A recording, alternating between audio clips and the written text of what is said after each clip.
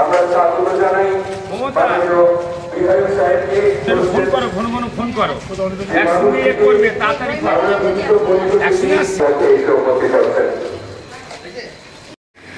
আর Newton তাহলে ঠিক আছে, আসুন বিভাগ সাহেব এলো, আপনি আসুন।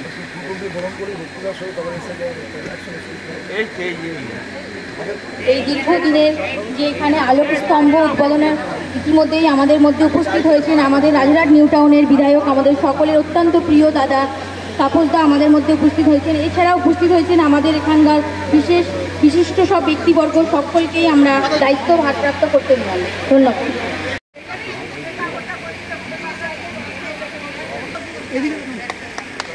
উত্তরে পড়িয়ে বর্ণ, এরপর আমি আমাদের আরো মধুর হয় সেই কথা মাথায় রেখে সামান্য মিষ্টান্ন তুলে দিতে পৌরমাতা মাননীয়া মমতা মণ্ডল মহাশয়।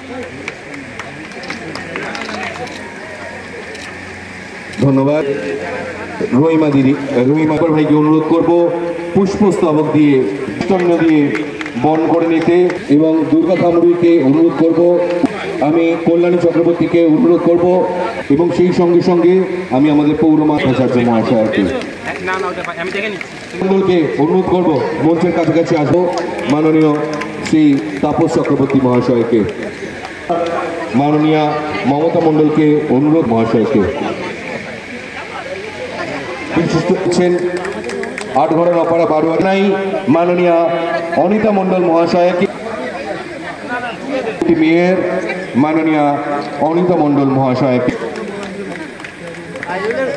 আমরা নিচ্ছি আমাদের ডেপুটি মেয়র, সেই জন্য সামান্য মিষ্টান্ন আমরা তুলে দিচ্ছি। যিনি অন্যতম কাণ্ডারি লুৎফর রহমান সাহেব আমাদের মধ্যে উপস্থিত রয়েছেন, তাকে আমরা মাননীয় শ্রী লুৎফর রহমান সাহেবকে বিধাননগর পৌর নিগমের MMIC মাননীয় ছায়া, এবং সেই সঙ্গে সঙ্গে পুষ্পস্তবক, এবং যিনি বারবার দাবি করে থাকেন তার দুই কন্যা, এক কন্যা আরাত্রিকা ভট্টাচার্য, এবং অন্যতম মিষ্টান্ন দিয়ে বরণ করে নিলেন মাননীয় শ্রী মাননীয় আজিজুল হোসেন মণ্ডল মহাশয়, মাননীয় আজিজুল হোসেন মণ্ডল মহাশয়কে। আলোক স্তম্ভ লেগেছে আটঘরের অপার,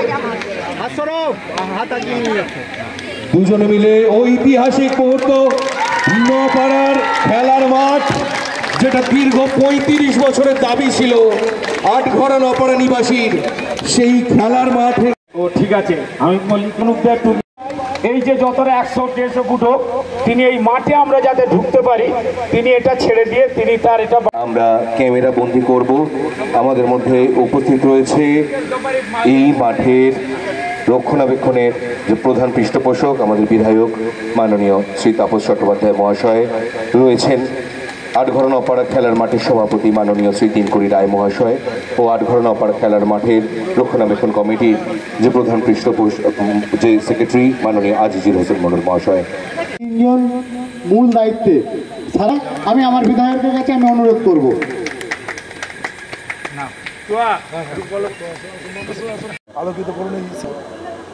দেখুন, আজকে হচ্ছে মহালয়া, আজকের রাত্রি হচ্ছে সবচেয়ে অন্ধকারের রাত্রি।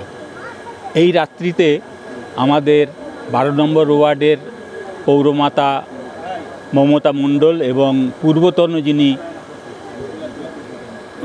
আমাদের 12 নম্বর ওয়ার্ডের প্রতিনিধি ছিলেন, তার উদ্যোগে এবং আমাদের বিধাননগর পৌর নিগমের সাহায্য এবং সহযোগিতায়, এবং আমাদের অত্যন্ত প্রিয় বিধায়ক তাপস চ্যাটার্জির পৃষ্ঠপোষকতায় আমরা যে আলো পেলাম আজ আমাদের খেলার মাঠে, আমরা সমস্ত অন্ধকারকে দূরে সরিয়ে রেখে আমরা আগামী দিনে এই আলোর পথ ধরে এগিয়ে যাব, এইটুকুই আমি বলতে চাই।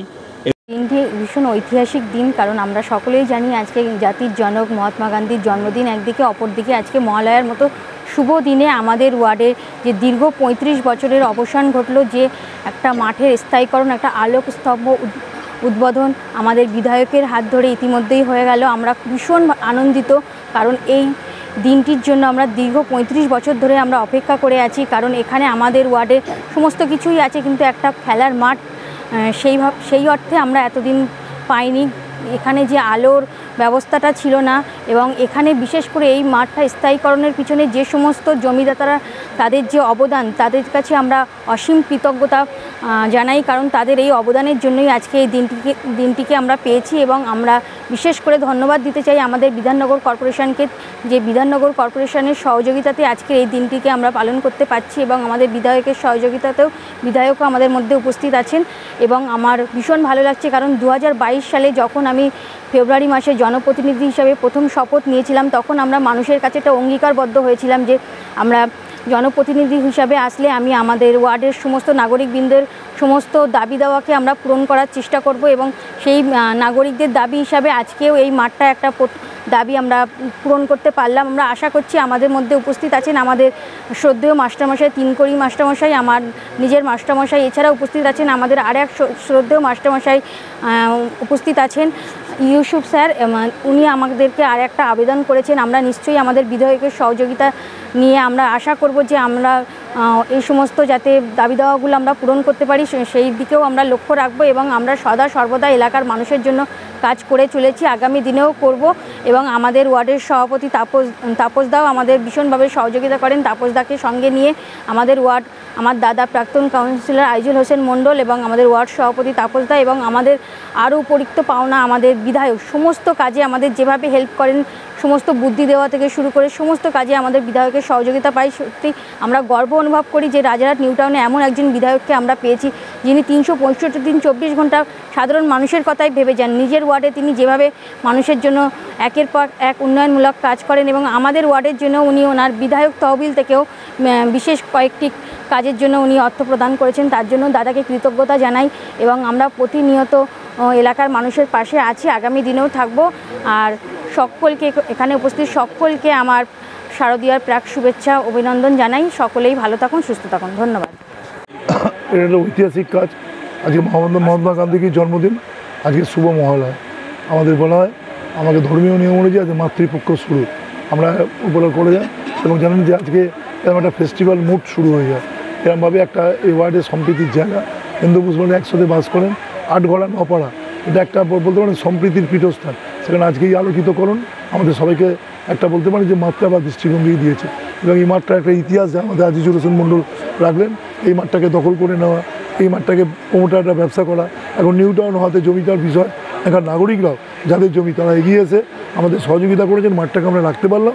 এই মাঠটার মধ্যে আমাদের আলো হলো, আরও মাঠের কিছু ডেভেলপমেন্ট করা যাবে করবো আমরা, সেটাকে আমরা এগোবো। সদ্য শিক্ষকরা বললেন যে একটা স্কুলের কথা, আমি দেখবো যে আমাদের সত্যি একটা খুব জোন, এখানে কোনো স্কুল নেই, প্রাইমারি স্কুল আছে, সেকেন্ডারি নেই। আর কোনো সেকেন্ডারি করা ভাবা যায় কি না, আমরা একটুখানি ভাববো, অন্তপক্ষে একটা ইনিশিয়েটিভ নেব, কাউন্সিলরকে রেখে আমরা একসঙ্গে দাঁড়িয়ে নেব।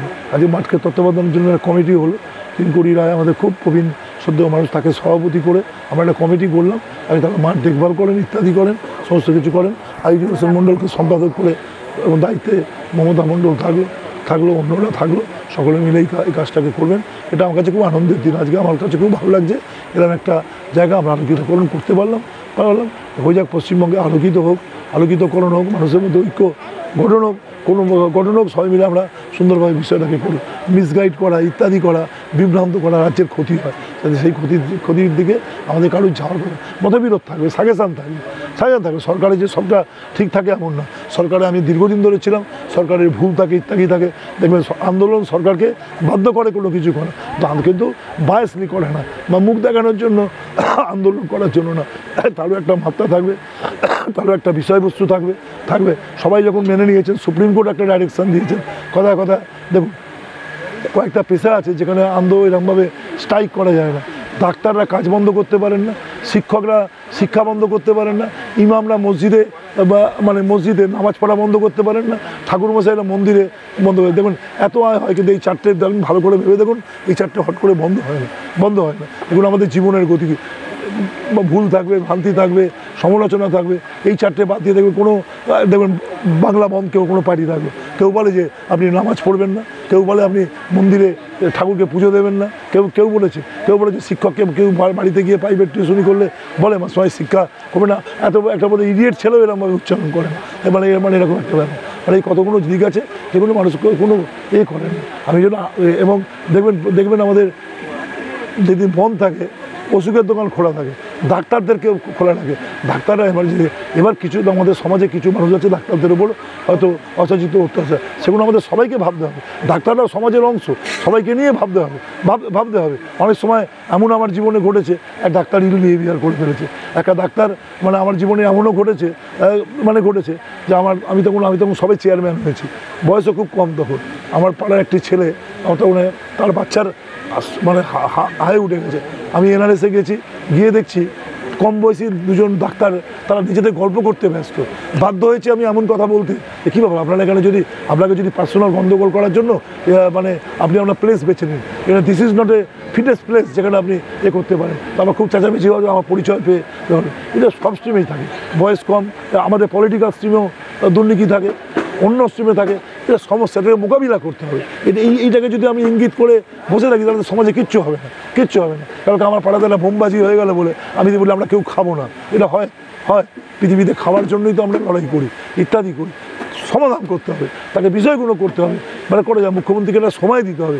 মুখ্যমন্ত্রী কোটি কোটি টাকা স্যাংশন করছে, পুলিশ নিকুট করার চেষ্টা করছে।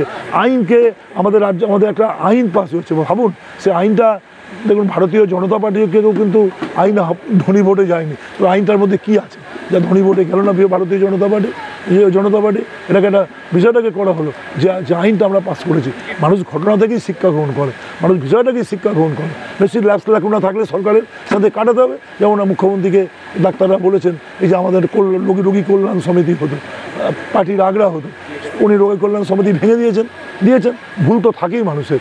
আমরা কাজ করছি এত ভালো, আমার যদি কোনো বিধায়ক হিসেবে কোনো মিসগাইড ভুল হয়, তাহলে ভুল হলে আমার সেই ভুল থেকে শিক্ষা গ্রহণ করতে হবে। সেটুকু সুযোগ, সেটুকু রেক্টিফিকেশনের সুযোগ যদি না দিই তাহলে তো আমার অধৈর্যশীলতা হয়ে যায়। এইটা আমি সবাইকে আবেদন করবো। ডাক্তাররা নিশ্চয়ই মনোকষ্ট আছেন, ডাক্তারদের বিষয়টা আমরা সবাই মিলেই একসঙ্গে আমরা দেখবো এবং সেটা আমরা বিষয়টা করবো। সিবিআইকে তদন্ত করছেন, আমরা আশা রাখি যে সিবিআই এমন কিছু পদে বের করবে, যেই হোক না কেন তাকে ধরুক না, কোনো অসুবিধা কিছু নেই। তাকে যদি সরকারের কিছু সমালোচনা থাকে, সরকার সে সমালোচনা গ্রহণ করবে, মাথা পেতে গ্রহণ করবে, সরকার সে মাথা পেতে গ্রহণ করে বিষয়টাকে রাখবে। কিন্তু ভারতবর্ষের আইন ব্যবস্থাটা কিন্তু অন্য গুম করা না, তাকে কিন্তু ওইটুকু সময় তাকে দিতেই হবে। আপনি প্রসিডিং করবেন না, ফাইনাল রিপোর্ট দেবেন না, চার্জশিট হবে না, এটা এখনও দেশের আইন এরকম খোল বলছে বদলায়নি যে একদম আপনি কালকে একজনকে করলেন না, কালকে একজন বিষয়। এইটুকু ব্যাপারে আপনাকে করতে হবে, করতে হবে। এইটুকুর জন্য সবার ধৈর্যশীলতা হতে হবে। যদি সরকার বা কেউ ওই পথ থেকে সরে আসে, নিশ্চয়ই তখন তার বিষয় আছে, গণতান্ত্রিক উপায়, সবাইকে ভোটে দাঁড়াতে হয়। যদি এমন কোনো কাজ থাকে, মানুষ তো তার জবাব চেয়ে নেবে। কোনো মানুষ যদি আমরা এমন কোনো কাজ করি যে ওই মেয়েটির মতো মেয়ে এরকম ঘটনা ঘটলো, তারপর তাকে দেখা গেলো 2 বছর 3 বছর কোনো অ্যাকশানই হলো না, তাহলে মানুষকে নির্বাচনের সময় আমাদেরও তো জবাব দিতে হবে। আমাদের গণতন্ত্রে কিন্তু এই ব্যাপারটা আছে। এটুকু তো ধৈর্যশীলতা, একটু ধৈর্যশীলতা রাখতে হবে। প্রথম আন্দোলন ঠিক আছে, ইত্যাদি আন্দোলন আছে, কিন্তু আন্দোলনের ভাষা যদি হয় ভাববে এবার 14 তলা কাকে করা হচ্ছে, হাওয়াই চটি কথাটা কাকে করা হচ্ছে, কাকে করা হচ্ছে। এটা তাদের যদি বলছেন নন পলিটিক্যাল আন্দোলন, তাহলে ইঙ্গিত করা হচ্ছে কেন? তাহলে কোটি টাকার কোট প্রধানমন্ত্রী পড়ে, তাকে ইঙ্গিত করা হচ্ছে না কেন? আমাদের মুখ্যমন্ত্রী তো ওনার মেয়েটির বাড়ি গেছে, আমাদের মুখ্যমন্ত্রী ইগো ছেড়ে গেছে, আমাদের প্রধানমন্ত্রী তো আমাদের হারানোর জন্য অনেকবার এসেছেন। আমাদের প্রধানমন্ত্রী তো একবার মেয়েটার বাড়ি যাওয়ার বিষয় করেননি। আমাদের রাজ্যে বন্যায় ভেসে যাচ্ছে, তার জন্য তো বিরোধীরা বলছেন না হ্যাঁ অর্থ দেওয়া দরকার, কেন এটাকে আমরা ভাগাভাগি করবো? গুজরাটে হলে প্রধানমন্ত্রী একদম কোটি টাকা আমাদের কোষাগার থেকে দিয়ে দিচ্ছেন, আর আমাদের রাজ্য ভেসে যাচ্ছে, সেটা নিয়ে বিষয়টাকে করে হবে না। আমরা কেন আমরা করবো না? এটা হচ্ছে 13 কোটি বাঙালি কেন আমরা অনৈক্য হব? আমাদের সামনে বিষয়টাকে রাখা হবে এবং সেটা বিষয়টাকে আমরা করতে পারি। আমরা যারা বিধায়ক আছি, এমপি আছি, আমরা এই আন্দোলনকে সমর্থন করবো। আমাদের কাছে এসেও তাকে কী সাজেশন আছে, আমরা বিধানসভা লোকসভাকে তুলবো। কেউ কাউকে শত্রু বলে দেখানো হচ্ছে। আমি তো দেখছি কিছু জায়গায় ধরুন আমার জায়গায়, তাহলে আমার পলিটিক্যাল পার্টি একটা করা হচ্ছে। আচ্ছা, যদি ধরুন নারায়ণপুরে কোনো মিছিল হয়, সেই মিছিলে আপনি সিপিএমের লোককে ডাকবেন, আপনি আমাকে ডাকবেন না কেন? আপনি অন্যকে ডাকবেন না কেন? 12 নম্বর ওয়ার্ডে মমতাকে ডাকবেন না কেন? সত্যি নন পলিটিক্যাল চরিত্র থাকে, নন পলিটিক্যাল ক্যারেক্টার থাকে, তাহলে ডালমে কুচ কাটা হয়। এইটা করা যাবে না।